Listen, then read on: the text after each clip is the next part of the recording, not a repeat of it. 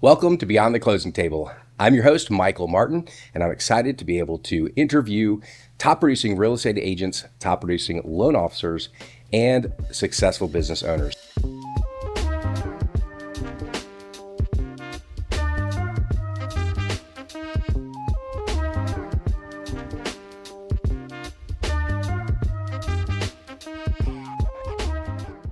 I'm very excited today to have my first loan officer guest, Miss Tina Konidaris. Thank you so much for being here. Yeah, thanks for having me. Wonderful. So you and I have known each other for quite a while.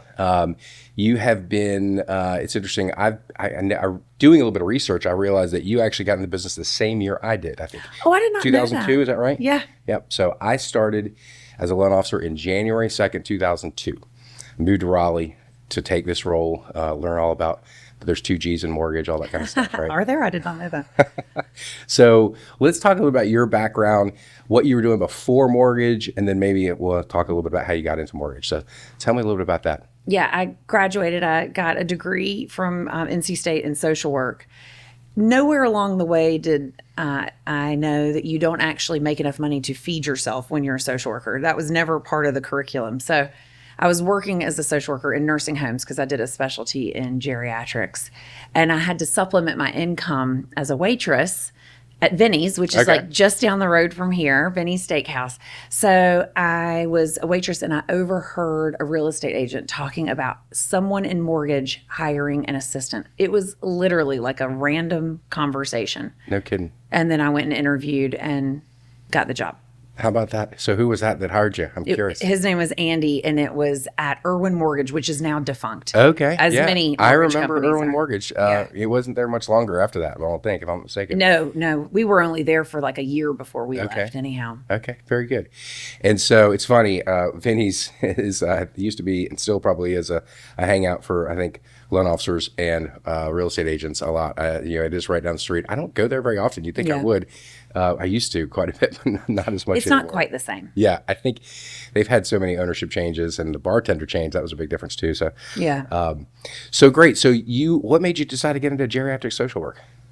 I was really, really close with my grandparents. They were like my closest family members, really. I had a tumultuous relationship with my parents at home. It was not the best environment. So my grandparents, they had a farm and it was sort of like an oasis. I would go out there and work the farm every summer. And almost all weekends I would go out there and have like dinner with them. And they were delightful people. That's awesome. Now, where did you grow up? Winston-Salem area. Okay. Really Kernersville, but I say Winston-Salem because it sounds a little bit more sophisticated. So got it. So Winston-Salem, Kernersville area, very good. And so you grew up your whole life there and then went to college? Where'd you go to college? NC State. Right? Yeah. So, okay, great. And then that's where you decided you're going to be a social worker. And then next thing you know, you're at, I guess, probably bartending or waitressing while you're doing that job to supplement your income? I had to. I mean, you could not make, I think my cap as the head of social services for the nursing home was $28,000. Got it. It was not enough. And I owned a home. I'm like way too responsible. I had bought my first house when I was 23. I thought that seemed a really good idea at the time. I don't know why, because I didn't know anything about like home maintenance or anything. But yeah, I was like, well, I have to supplement my income to pay for everything. So I was working like several nights a week, waitressing and bartending too. And sometimes like managing on like a Saturday night. Sure. The owner and the founder of Vinny's, a man named Dusty Anderson, is like my dad. We still are, I mean, my kids call him Papa. And so he really was instrumental in me understanding customer service. And sometimes I think I got more of an education working for him than I did from state. That's interesting. Clearly you had the ability to hustle, right? Grinder. Grinding.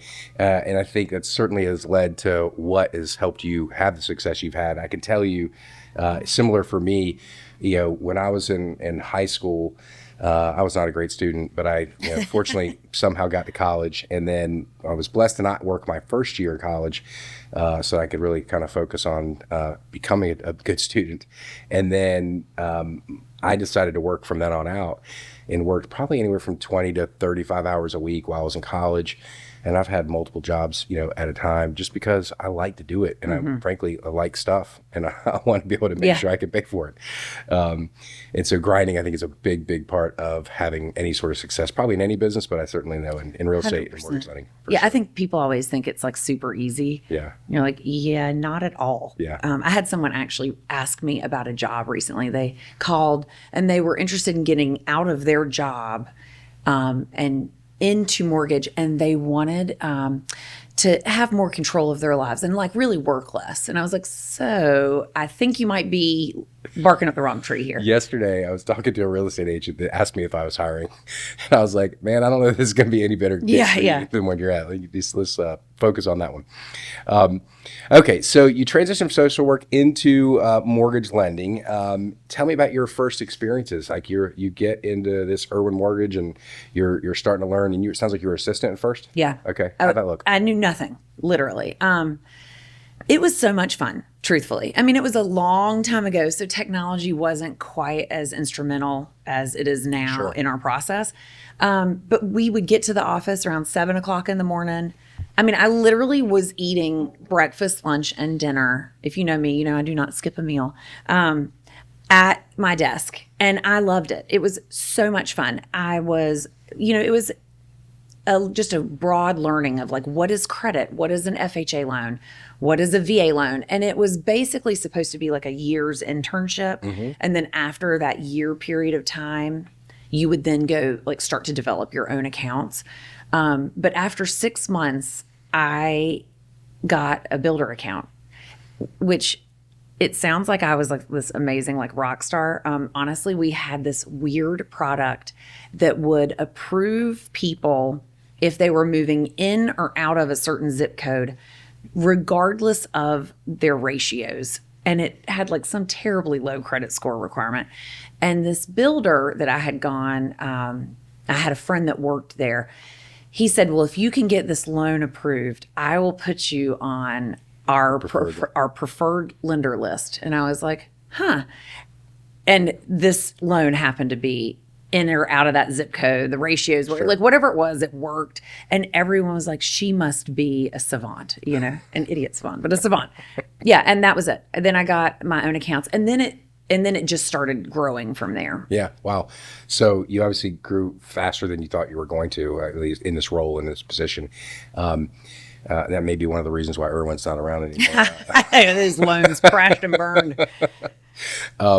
It's interesting. I met with a team recently who was asking me, like, they're looking for a new partner, but the one thing they like about the partner is that they currently have is that he gets everyone approved. Like, no matter what, they get approved and they close. And I'm like, I like that ratio. I like that 100%. Yeah. So we'll have to see how these people, the folks that they send us, how that goes over, because they're like they probably shouldn't get approved, but they're getting approved and we've closed them. I'm like, that's going to be interesting. I wonder how many EPDs they have, early payment defaults. Yeah. Or just fraud, something, I don't know. Yeah, it'll be interesting. So the good old days of mortgage lending are no longer here, but we do have some interesting products that you can utilize as well. So that's good too. So you've been really successful in this business for a long time, Tina. And I think I met you, if I'm trying to remember, I joined Home Bank in 2006, and I met your partner at that time, around that time, from the perspective of being in the Raleigh Mortgage Bank Association. I think I met you through that at some point. So how have you, what do you feel like has helped you become or stay successful throughout all these years? Well, I'm a resilient person, for starters, and I'm a grinder. And I know that, like, with business, you can't just expect that it just keeps coming. Mm-hmm. So my philosophy has always been, you just try to do the best job that you can. You set proper expectations. That was a lesson I learned very early on. Don't ever overpromise, because it will blow up in your face. I think we all do that at some point early in our career. Oh, yeah, we can close on that date. It wasn't even a date. I remember taking a loan application, and it was a mom with like 5 children, something like that. Mm-hmm. And I knew when I took the application, that there was a significant chance it wouldn't be approved. And I don't know why, but I did not voice that to her. I didn't say, hey, look, we can give it our best and we can try, but it's not 100% guaranteed. This is not like a cakewalk. And this Friday afternoon, our underwriter, her name was Casey. She was a friend of mine too. She called me and she's like, Tina, I have worked this loan every which way possible. It is not approvable. And I don't even remember why. And I laid down on my kitchen floor, like holding my stomach. I was sick to my stomach. And all weekend long, because I didn't have the guts to call this woman on Friday and just rip the Band-Aid off. All weekend long, it was festering. And then I had to call her Monday and say, I'm so sorry, your loan has been denied. And it's one of the few loans I've had denied. Because after that, I was like, I will never go through that pain again. I mean, obviously, I felt awful for this person. Like, Sure. She's a mom. She's got 5 kids. Where is she going to go? She's banked on this. She's put money into it, money that, like, she doesn't have just buckets of laying around. So Sure. It was, like, a very big learning experience. But that, like, don't overpromise, don't underdeliver. Just shoot straight. Do the best you can and grind. Yeah. I mean, those things pay off. I think having tough conversations is a big part of probably any level of success. The further up you go, the tougher the conversations you have to be able to have. And I found, in working in multiple offices, with multiple different groups of people, that the folks that seem to struggle the most are people that just can't have that discussion, or they wait too long. Yeah. And things ultimately are just going to blow up, and then it just makes everyone look bad. And having that conversation up front, but you do have to have a learning experience sometimes to go through it to realize the pain, right? Yeah. That pain, and then now you remember that pain every time. You're like, okay, here's the deal. Let me make sure you're aware of this. So grinding. Tell me what grinding looks like to you. Maybe I'm sure it's different today than it was back then. Maybe start off like as you were becoming a loan officer. What did that grind look like? I'll share a little bit about what mine looked like. And then, would love to know kind of what it looks like for you today, because you've got a team, I've got a team, that kind of stuff. Yeah. I mean, in the very beginning, it was 7 a.m. till 9 or 10 at night. And then I would that's when we had paper files and they'd be like this thick. I would take files home and stack them in bed while I watched West Coast television, Fear Factor. It was what I would watch at night. I loved that show. And then it gradually, I had kids, and that changes the dynamic, right? Because you can't just focus only on your work because you have children to raise. So I'm a very early morning person, not as early as you. You're like insane early. Well, that's recently adapted, but yes. Regardless, you can still do it. I like to get up around 6 o'clock, knock stuff out. I like to get to my desk pretty early because it's quiet then, and I am incredibly efficient. Like, I'm the queen of efficiency. I'm from a family of engineers, so like efficiency is like our favorite word, I think. Sure. But as I had young children, I would work at night after I put them to bed. I mean, it's hours. It's always been long hours. It's never been like a 9 to 5. I work weekends. I used to work every weekend. I still kind of work every weekend now. But I always have someone that's on call. Sometimes it's me. Sometimes it's a team member. So I would say now I've gone from like super long, 15-hour days to like they're more moderate, maybe 7:30 in the morning till maybe 5:30 at night. And then I'll still pop in and do a couple things. As far as like, I think a big part of the grind for us is prospecting. What do you have a specific way you prospect, whether it's a number of hours a day or a number of calls you make? What does that look like for you? Truthfully, prospecting is like my worst skill set. Okay. It is. Somehow you have a lot of clients, so you must be prospecting well somehow. I don't think I am. I have certain accounts that I have. Some of the accounts have come to me. Okay. And that's just because I've been around for so long now that like people are like, oh, I've heard you do a good job. And I work those accounts and I try to just deliver like the best customer service I can. And it's what I preach to the whole team. Sure. And so I don't really go out and prospect that much. I have conversations with the people, the teams that I work with, the partners that I work with, and I really like them. So for me, it's pretty easy because I'm not trying to sell to them. I'm just talking about like what product we have that might help their client or something that's coming up in the business. But I'm rarely cold calling or even warm calling people to talk about being added on to their Okay. team. Well, It truly is my like worst skill set. I've if it over the comes to you years without doing tried. it, you don't have to do it so much, right? I will tell you, it's a big part of the grind that I have. And I'm not nearly as pretty as you, so I have to. Yeah, but the point is, right? Like, it's a big part of what we do. We spend, 2 to 4 hours a day, outbound calls, making appointments, and setting with, either real estate agents or financial advisors. I am definitely trying to mix up my sources a little bit more, so it's not so focused on real estate agents. Because I think there's just other opportunities out Yeah, there. agreed. And most most loan officers aren't calling on those other sources nearly as often too. So as far as again, are there skills that you learned in the social working, background that have been able to transfer into the mortgage world? 100%. Okay. Like as a social worker, you're trying to listen to the needs of that person. You're actively listening to them, and you're compassionate. That compassion, that active listening. When I talk to people, I mean, I genuinely do want to help them, and that was the same as a social worker. I genuinely wanted to help those clients. A lot of the clients didn't necessarily even need that much from me, but they felt like a connection to me because I was listening to them. And I think the same thing translates into mortgage. Like you're talking to a person who's a first-time home buyer, or you're talking to someone who wants to buy a home, but they don't qualify today. Maybe their credit is not where it needs to be. Like not coming from a place of judgment, but from a place of compassion. Like, hey, everyone has life experiences. You had a bankruptcy, that's okay. Like, let's set you up for success in the future. I think that's been really useful. And the customer service that I learned back again to Vinny's Steakhouse, Dusty was strict. I mean, you had to give the best customer service. You had to be very attentive to the client's needs.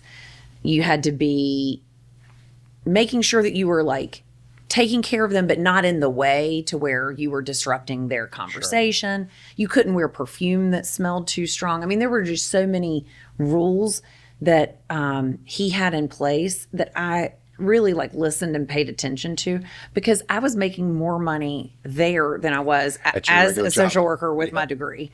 So you really understand then how to like make someone have a good experience and like you and want to come back to you again. And God knows that translates to mortgage, right? Because you want your customer to come back to you again. No doubt, right? It's we say every day, in our team, we are a raving fan factory. Like ultimately, whether they close with us or not, they have to have had a great experience with us. I'm still on that one. Because they like.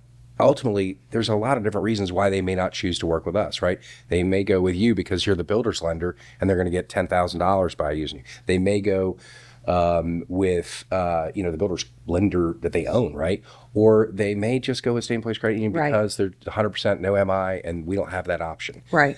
And so, being upset at the client for that is just silly, right? So the goal is give them the best advice and send them off on their way. I always say too, I'm sure you do something similar. Like I met with this team again recently and they were like, what happens if the client doesn't qualify? Well, it's never a no, it's a not yet. That's exactly right. Here's the plan, right? Yeah. Okay, your credit score is 450. Okay, first step is let's make some payments on time for a couple years. Let's get these collections settled. Speaking of that, I just saw something this morning from the TBJ text chain that, and I feel silly that I didn't know this. I don't know if you know this or not, but apparently student loan late payments have not been reported to the credit bureau since the pandemic. And that is going to start, I think, this month or March or something like that. And they said, oh my gosh, I almost want to look it up. They said it could affect most people by 100 and something points. And there were millions, like I may be wrong, but I feel like he said 9 million people that this is going to affect. I don't know the number, but I knew it was going to come back into play. Of course, that's happening, but then medical debt is then being excluded. So maybe it'll balance. Did that not go away a long time ago and then come back? Because I swear medical debt was medical credits were not a thing. I think they had said it was going to go away, and then it never did. Got it. So, so yeah, customer service is clearly, I think it's unless you're in the price game where you're going to be the cheapest, out there, Yeah. it's the only way you really can separate yourself. And ultimately, right, we're trying to get these customers to come back to us when it's time to either refinance or purchase a home, or Right. more importantly, refer their friends and family Right. and coworkers and neighbors so that we can take great care of them. One of the things that we work on, and you were in the Corps for a little bit too, so you know these terms, but one of the things that we really strive for is CCRs, which is a current client referral. And there's no better thing to get another client from a client while you're working with them. And they're most likely to do that during the process because they're dealing with you regularly, your team. They're in it at that point. Yeah. They're excited. Once they close, like they may say they're going to refer you, but the reality is they forget about you. Their lives are busy and they move forward. We've got a client closing this morning, actually, right now. I couldn't be as closing because we're recording this. Who's already referred me 2 other people. One of them we're closing in 2 weeks. Oh, that's wonderful. Right. And so it's like, and then that guy referred me a real estate agent. So it's perfect. When that happens, that's what we want to do so that we can continue to grow our business without having to go spend as much time prospecting, because that is the challenge, I think, of our business for sure. I just wanted to take a quick second and say thank you so much for watching our podcast so far. If you do me a huge favor before you forget about it, to like, subscribe, and if you would, just leave a quick comment about what you think of the podcast. And if you want to share it with your friends, I'd love that too. Thanks again so much. We'll finish up right now. You've got involved with an organization called CASA. Yes, I want to hear a little bit about this.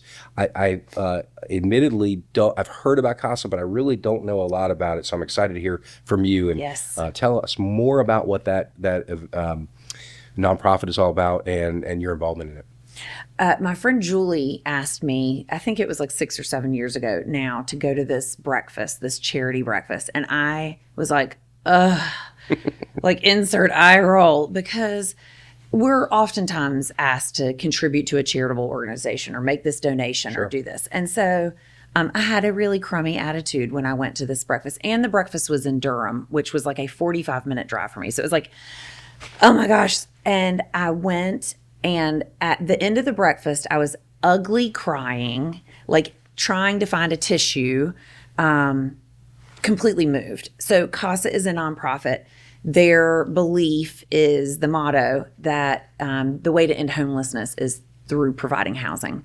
So, you have to house first, then you can address other issues. Mm-hmm. Is it mental health? Is it a drug addiction? Like, what is the problem? How did we get there? And the man that was speaking that morning was a disabled veteran. His disability was not actually from being in the military. It was something else. But he had been in the military, served the country, like super stand-up, nice guy, was working his job. I believe he had a stroke. And it's sometimes that one random thing that happens that then a whole series of events happens and you get derailed, right? And he found himself homeless. And it was similar for me. I found myself homeless as a senior in high school. And so, I had a period of time where I was sleeping in a hallway. I was really lucky that someone took me in as a senior, this family that I had been to school with their daughter since like we were tots, and they took me in and I finished my senior year with them. But I understood. Well, you clearly have a very serious connection to that. Yes, it resonated. So first I just got involved by saying I would like make donations, right? Because that's the first step. And then I got on a committee to help fundraise. And it has just grown and grown. And my love for CASA is tremendous. Now I am the vice chair. So when our current president runs her term, then I'll become president of the board. And CASA is like a passion project for me. Every time we close a loan, we give a donation to CASA. We don't actually do it every single time. We do it in lump just to be efficient. But it's been something that I've been very passionate about for many, many years now. And I think for me, it helps kind of drive what I do, because the more loans I close, the more I can help take people that are on the streets and put them somewhere where they have a roof over their head, they have shelter, they have a place to call home, they feel safe.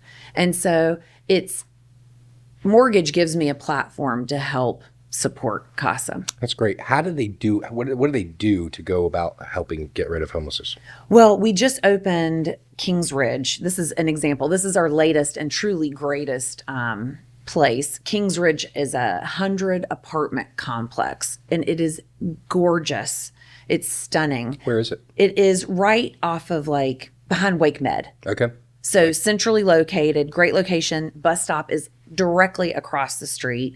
100 apartments. So that's not 100 families, or that's not 100 people. That's 100 families. Yeah. Many of the rooms are 2 and 3 bedrooms, or the apartments are 2 and 3 bedrooms. So we're taking full families and putting them in there. And then you think about like the butterfly effect of like, now that child who was sleeping in the back of a car has their own bedroom. Now they can come home and do their schoolwork. What does that child then become as an adult? Yeah. So CASA, basically, we build or buy housing, Okay. and then we convert it to make it Does usable. CASA own this building? We do. Wow. And is it a brand new building or is it? Brand spanking new. We just did the ribbon cutting like 2 weeks ago. That's so exciting. Yeah, it's incredible. And this facility, this building actually will have other services. So social work, nursing, Okay. food services. The other buildings that we have don't have ancillary services. They are just like 16 apartments in Bryant Place. Where's the things like funding that. come from? Gosh, fundraising, a lot of it, grants, the government, some, which Okay. I'm a little concerned about what's going to happen with our Sure. current administration in regards to Some of the funding. funding. Charitable organizations are a little nervous right now. Yeah. But a lot of it's just fundraising. There's an incredible resource in our community of generous people. And you hear so much negative stuff on the news all the time about how awful this person is, or how awful this organization was, or these bad things.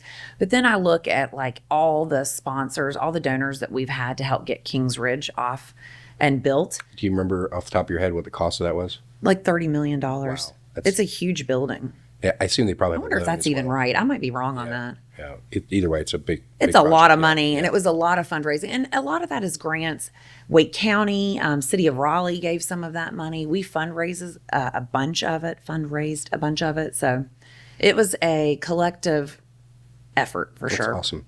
That's awesome. I definitely would like to learn more about that. It's I think I'm always looking to bring people on, Michael. So if you have any interest, you just let me We know. will certainly talk more about it for sure. I'm on the board for an organization called the Joel Fund, and I'm not sure if you've heard of it. The Joel Fund is a military organization. Well, not military organization. It's there to support mainly like military people that are transitioning from the military to civilian life. In the military, they're kind of told and what to do. All decisions are made for them in many cases, or at least especially the younger ones. And so once they get set into they get out of the military and they start making decisions, and obviously there's a lot of PTSD. Sure. Brooke, the founder of the Joel Fund, her dad unfortunately was lost to suicide at an older age, and he was one of the earliest Navy SEALs in the United States. And when that happened, she decided that she wanted to create something to expand on his legacy, right? And so I can't tell you exactly when the Joel Fund has been around. I'm guessing in the neighborhood of 10 years. I'm embarrassed to tell you that, but somewhere in that range. I got involved, I want to say back in 2019, and originally, just like you, started as just a donor, right? Just putting some money in. We do that for our closings as well. Fairway has two different organizations that we're very involved in as well. One's called American Warrior Initiative, so another military that one. Yeah. and then the other one is Fairway Cares. Fairway Cares is an organization that creates these incredible gift packages for people that have experienced trauma in their life, and it comes to them. And it's just one of the most amazing things that the responses I get when these things are sent. So that's where, when we have closings, our money goes to all the three of those. But I've been on the board now for the Joel Fund for, probably 4 years. And so it's hard, 3 years maybe. And so we just bought a $1 million building in Rollsville, right downtown Rollsville, and it's going to be the Joel Center. That's great. So we're creating this space. It's a little over an acre. There's 3 buildings on there currently, and we're going to start renovation hopefully this summer. It'll take probably close to a year to get all that done. But an incredible organization to give back. Rollsville has been so welcoming and excited about this. It's actually right next to a giant big development that's, when's the last time you've been to downtown Rolesville? It's been a minute. Okay, yeah. So downtown Rolesville now has this, the Lafayette Village, right? Same developer that did that has this space that's going to be kind of multi-use just like that. And so we're right next to that. So we're right downtown. So there's a lot of exposure, and Rolesville been very helpful and glad to have us as part of that. I'm going to transition to a different topic that I know probably anyone in the mortgage and real estate business, probably anyone that's self-employed, anyone that's commissioned probably deals with this. But it's always a challenge when you have a family is how do you manage, right? Being a top producer, leading and managing a team, having a family, right? All the challenges that come along with that. How do you do that? You're at least certainly on social media, you appear to be a super mom, a super leader.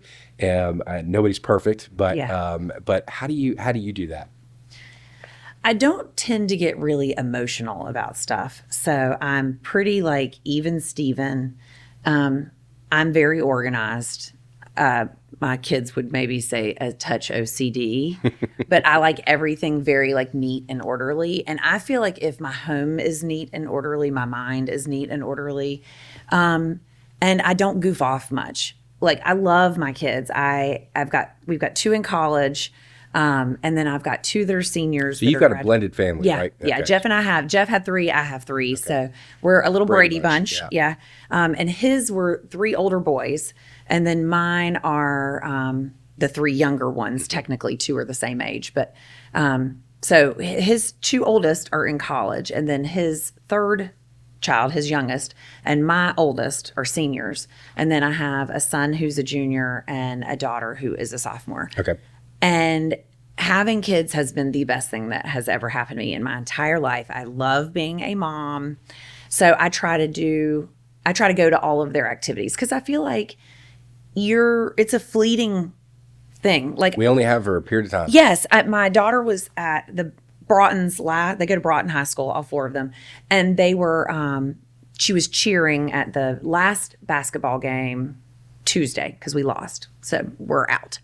And I was looking across the gymnasium and you can spot your kid out of 100. Mm-hmm. And I'm staring at her thinking like, I could get like choked up. Like, oh my gosh, this is the last time I'm going to see her cheer. And how quickly it has all gone. Sure. So truly, like being a mom is the most important thing to me. I love being a mom. I love having this great family. We're really lucky. Our kids blended really easily, and we just have this really very happy life. Does that mean that I'd sit down and relax that much? It does not, Michael. I do not. By nature, I don't relax much anyhow. Like they always laugh that like, Mom, just sit down for a second. I'm like, I'm a pretty high energy person. So, I mean, I get up, I work from home. My whole team works from home per their choice. And I'll throw a load of laundry in while I'm doing a pre-qual. I'll go take that load of laundry out. Like I'll do things while I'm at home, but it is a 7-day a week. Like I'm not a person watching TV at 6 o'clock at night. That's just not part of my normal day. Yeah. I'm organizing kids. I make dinner almost every single night. Sometimes it sucks, but like that is what dinner is. But I just try to have those moments as much as I can with them. And they're all really great kids. Yeah. So we've been really lucky too, because it's not like we're having to deal with big problems. Yeah. That certainly would add a lot more stress to it for sure. And I know a lot of families have to deal with those things. Anxiety, I think, is at an all-time high with kids. I can tell you, we've certainly dealt with that in our family, and fortunately, there's gotten some great help and made it a lot easier. I just have one, so it's a little bit easier. And we, while I've been married before, I only had one child with one wife, so it worked out a little bit easier for us for that way. But it is a constant battle, and I can tell you, it's a constant challenge for me. Trying to get home at a reasonable time because I actually do 90% of the cooking. Every now and again, my wife will make something. I love that you do that. And I love to cook though, right? So I've told you that my background, I've worked in a lot of restaurants. And so I love to cook and I love to do that. But at the same time, it's like trying to get home at a reasonable hour so that we can eat at a reasonable hour and then spend a little bit of family time. You know, my wife and I tend to zone out about 7:30, and watch an hour or two of TV before we go to bed, and try to get Finley involved in that as often as possible. But she doesn't like to watch some of the shows that we watch. I'm sure not. Do you make her do chores? I do, but not nearly enough. Like, her one rule for sure is that the dishwasher, if the dishwasher light is on, like, I should not have to ask to clean for that to be empty. That is like, I don't really ask her to do a whole lot. I will say she's such an incredible kid. No matter what I ask her, she will do it. I mean, within reason. Sure. And she doesn't complain. She just does it. She's such a better kid than I was. Yeah. I complained about everything that my dad asked me to do. And so, because she's such a good kid, I sometimes I feel like I will almost find a reason to punish her, because I feel like you need to, like, not punish, but like reprimand, right? Like, one of the biggest things is her room is a constant freaking mess. Yeah. So I walk in her room and I'm like, Finley, again, come on. So as we wrap up, is there anything in particular, I just think is a great last question, that you'd like to give advice to anyone that's either in real estate, mortgage lending, or owning their own business, or even just commission, about what it takes to be successful in that business? What a big question. That could go on for hours. I mean, in general, I just think with anything, you have to be 100% dedicated to it. And you can't expect business to just happen. Yeah. And you have to do a good job. If you're hiring, you have to vet people out. You're going to make mistakes. You're going to bring on a personality that seems great in an interview, but isn't. And one of the things I've not done well in the past that I've really tried to learn from is I have typically a really innate ability to gauge if a person's going to be good or not. And if I've been shown that they're not great, I've waited too long in the past to make that cut. I think sometimes I'm too nice. So the biggest piece of advice, just off the cuff, not having planned for an answer on that, is to say, like, if you feel like that person is not the right fit as an employer, let them go. Like, don't drag it on, Yes. Yep. Make the decision. It saves time and money. They say, right, hire slow, fire fast. Right. It is certainly something I've been challenged with over many. I know you've had a lot of different folks that have worked with you before. I've certainly have too. And it's because you care about them, you like them, you want them to work. It's just not happening, right? Yeah. And so that's. I mean, you give someone a chance to make a correction, right? But and I have an incredible team. My team, they are truly like rock stars and unicorns. They are incredible. And, you would ask me how I do all this stuff. I could not do it all without that team, because, my God, not trying to be a mom and all the other things that CASA, if I didn't have backup support, there's no way. But that backup support was created through hiring, making really good decisions, and not getting people who maybe seemed amazing, like really finding out who is a match for me. And then, unfortunately, over time, like letting people go who aren't a match, and just making sure that you're like holding firm to what your values are and what expectations you have for them. Because you can't grow and maintain a business if you don't have the correct support. Sure. We actually have developed our core values as a team about 4 years ago. And we talk about this literally with every new potential hire, like when we're interviewing, right? These are our core values. And we explain what each of them means. They're fairly self-explanatory, but we explain them. And we very much sound like, if these don't resonate with you, I promise you, this is not going to be a place you're going to want to work. Right. And in fact, you'll feel uncomfortable, right? One of our core values is have fun. Like, if you're the kind of person who likes to come in, get your work done, and leave, you probably will be miserable here. Like, other ones are fanatical, proactive communication. Like, if you don't understand what that means, then this probably is not going to work out for you. We tell people all the time, if a real estate agent has to call me and ask me for an update on a client, already lost. We've done. Like, it's too late. Yeah. And so same thing with a client, right? So they need to know what's going on. So I appreciate that feedback too, because it's so important. I've made so many bad hires, and that's not anything on them as much as it's on me. It was just not the best fit, right? And so that's a really big, I think anybody growing a business is going to have to learn how to do that and have tough conversations, as we were saying earlier, and so forth. Now, you said something earlier really quick I want to ask you. So you said, like, do you still take loan applications yourself? Yeah. How often do you do that? Like, what percentage? Well, I'm on call every third or fourth weekend. Okay. So then for Sure. sure, because we're busy on weekends. And like during the week too, I think that's part of why I've done really well. I like doing mortgages. Yeah. And I like figuring out like a puzzle almost. If a loan comes in and let's say I'm a second look. Like let's say they went to a builder's lender and the builder's lender said no. And then they're like, well, we heard you were great. And I can look at it and I can figure out the solution for it. Like for me, that feels very fulfilling. So I don't take all of our apps. There's no way Sure, I could. no way. I have great support That'd be staff. all you would do. Total all I would do. You couldn't do anything else, Wouldn't probably be the best use of your time. in my No, experience. Yeah. but I still like doing it. I like being a player coach where your hands are still in it. I think you have a better understanding of really what's going on when you still have that connection, There's a lot of things like that I do like to do. I'm also on call about every third weekend or so. We have 3 people that are licensed. And, even if I'm not on call, if the phone rings more than twice, I'm picking up the phone and happy to jump in. Ultimately, it's my business, right? So, Right. And people are living their lives on the weekend, and I certainly, want to take that up as much as possible. But I taking an app is probably not my favorite thing to do, but I do certainly, I still do a consultation with every client, and I do it via Zoom. And I love that part of it where I'm really getting a chance to meet the client and sharing ideas and experiences and how we can help them and serve them. So listen, I just want to say thank you so much for taking your time to come to my office today and check out our studio. It's totally awesome. I've just loved you forever. You're such a genuinely good, kind person. It's really so nice sweet. to have you in my world. I feel very much the same way about you. So thank you guys so much for listening.